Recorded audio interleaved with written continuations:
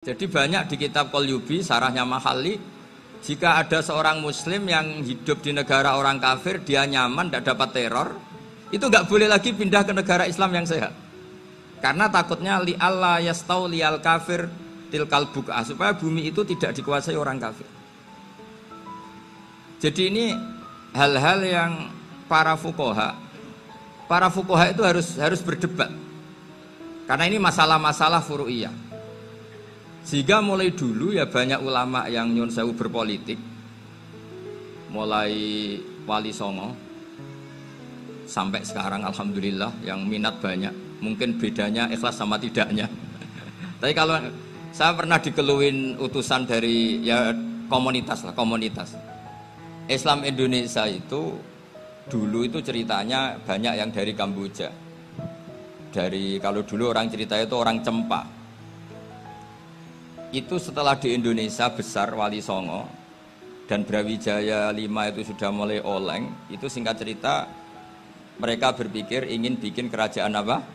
Islam di Demak Mintoro dengan raja pertama yaitu Raden Fatah, karena Raden Fatah ini putra Brawijaya. Padahal setelah jadi kerajaan ini era cucu sudah konflik, berebut kekuasaan. Akhirnya sampai jadi Jipang, jadi Jogja, jadi Solo dan seterusnya. Tapi kata Mbah Mun itu tetap barokah kata. Karena orang Islam terus terbiasa mimpin. Sekeliru-keliru sidik, pokoknya orang Islam biasa mimpin. Sehingga zaman Mbah Hashim ya sudah mimpin Masumi, zaman Kiai As'ad pengaruhnya besar, sampai sekarang Kiai-Kiai pengaruhnya besar. Nah barokahnya Kiai-Kiai pengaruh besar ini sampai moral jadi ukuran. Misalnya sekarang ada calon bupati kok nggak sholat, itu pasti kalah. Jadi sholat itu jadi tolok ukur untuk calon apa? Bupati. Meskipun mungkin punya efek pura-pura sholat, tapi gak apa-apa lah, sementing moral ini jadi ukuran. Sementara yang di Thailand, di Patani, itu karena dulu pelajarannya tasawuf, itu orang gak ambisi mimpin dunia. Tahu-tahu dipimpin. Dan akhirnya nyuwun sewu ya saage Islam-Islam yang dulu terlalu tasawuf, karena gak punya pengalaman memimpin, akhirnya lazimnya konsekuensinya hanya dipimpin. Tapi Islam Indonesia beda. Karena kulino mimpin, itu akhirnya dari orang Islam biasa menjadi Islam yang sholat, sampai Islam yang bisa ngaji, itu bisa mimpin negara.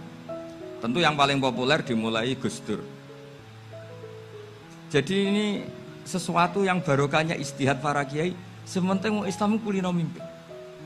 Sehingga di Indonesia itu barokahnya itu, kebaikan itu jadi tolok ukur. Ada orang kok terkenal koruptor atau terkenal nyuwun sewu selingkuh atau terkenal apa, itu pasti tidak jadi. Karena moral itu menjadi tolok ukur. Dan itu adalah politik para kiai. Jadi ini saya cerita, dan itu negara juga akhirnya untung karena seleksi agama sama negara itu sama-sama kiai ya bilang negara harus dipimpin orang soleh, negara juga bilang seperti itu.